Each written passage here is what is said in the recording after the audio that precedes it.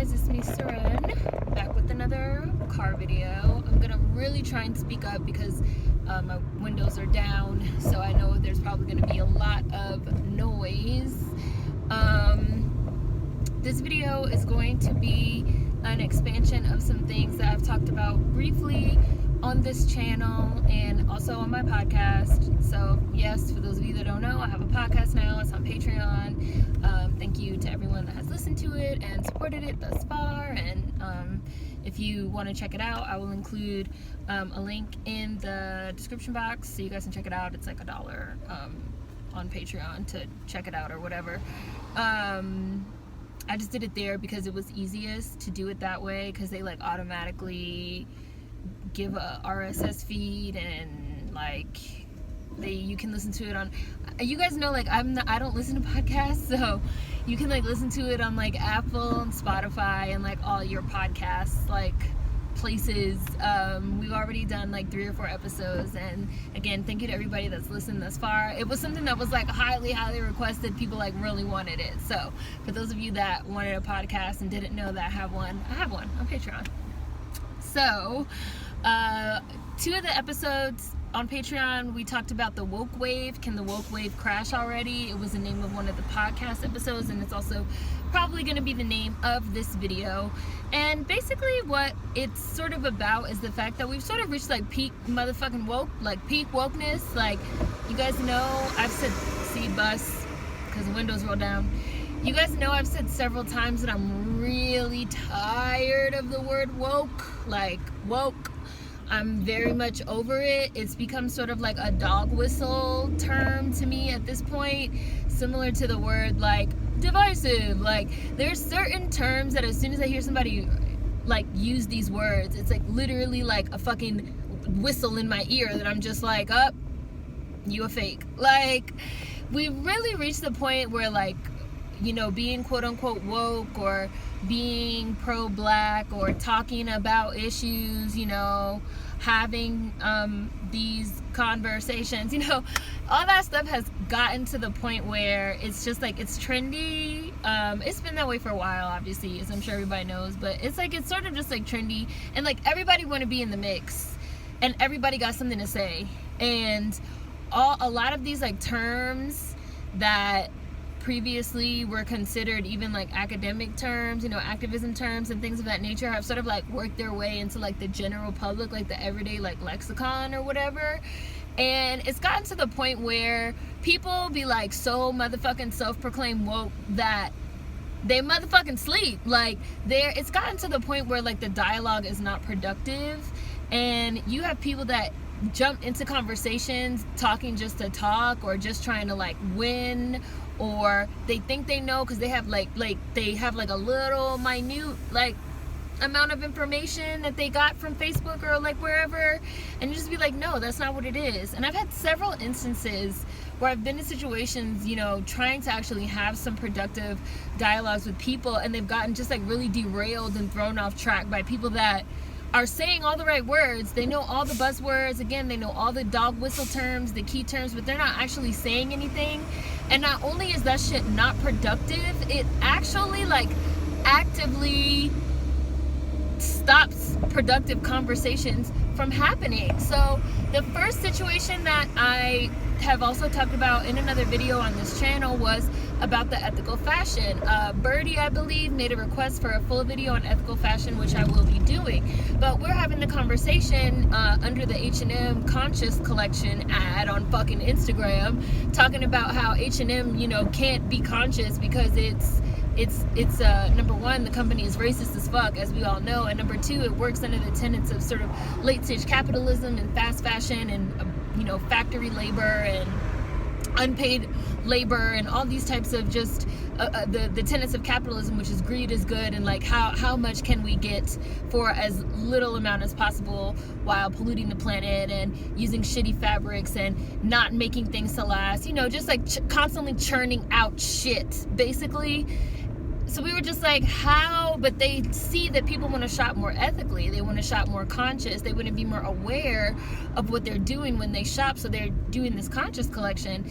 And we're like, well, since there's obviously a need for this type of thing that H&M has noticed that now they're trying to get on, how can we make ethical and sustainable fashion something that can be attainable for everyone? Because normally the price points are just wildly out of reach for most people, without adapting, you know, capitalist, non-ethical models. So we're having this conversation. Again, somebody swoops their motherfucking parachute into the middle of the conversation, and they're just like, why are you guys defending H&M? Don't you know H&M's racist? They had that whole coolest monkey in the jungle debate. Like, why are you guys defending? I was like, we're not even defending, like, what are you talking about? We're not defending H&M. We're having a conversation about, you know, how do we create ethical fashion and sustainable business models. We happen to be under the H&M page, but like, we're not defending H&M.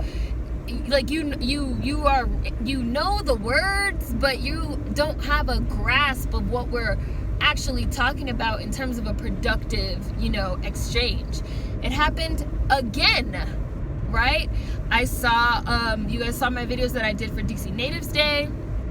Somebody on Instagram, a comedian, did like a little skit, like a little sketch where he was like, on DC Natives Day, like, all Washingtonians be like, you from Maryland, like, you cool, but you gotta get out of here today, like, you gotta slide, like, today is for the Washingtonians, like, happy Washingtonian Day, like, happy Washingtonian Day, or whatever, like, oh, ain't you from Al Largo, like, not today, like, not today. And it was very funny. It was just like really funny. And then somebody, so we like cracking jokes in the fucking comments, and then somebody comes in and is like, this is so divisive. This is so divisive. Instead of cracking jokes on Maryland versus DC, what we need to do is everybody needs to come together and try to find a way to like fight the gentrification and talk about the issues. And I was just like, yo, you obviously have no idea what DC Natives Day even is, even though that is like the post that you're under is like a comedy sketch around DC Natives Day, which literally the whole point of DC Natives Day, the whole point of Don't Mute DC, the whole point of Mochella is for Native Washingtonians to come together, right, and display unity and to show what's going on in our city and to show our faces and to show our bodies and to show that we are still here. We're not going to get just motherfucking ran over and pushed out of our own city, right? Lobbying the local government to get a day just for us, showing up in our numbers like Sharice Crawford said on my DC Natives Day video, and taking advantage of these crowds to spread awareness about the issues. Like, oh, we got a DC council meeting coming up. You gonna go? Because they having a vote on this, and this. Oh, we have a council on getting citizens back into the population after they've been in jail. We meet every third Monday of the month. Clarence Jones, are you gonna come out? Mochella, which started out as a protest of them trying to shut down the go-go music that they play on Florida Avenue, which they've now done 5 times, right?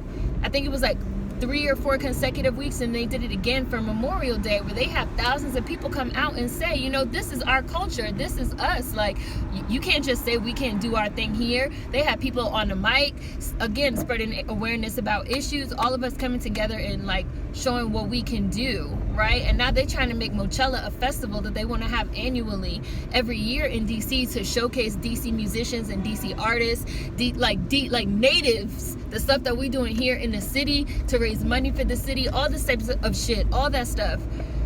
And yet you're under a video about that, talking about, oh, we so divisive.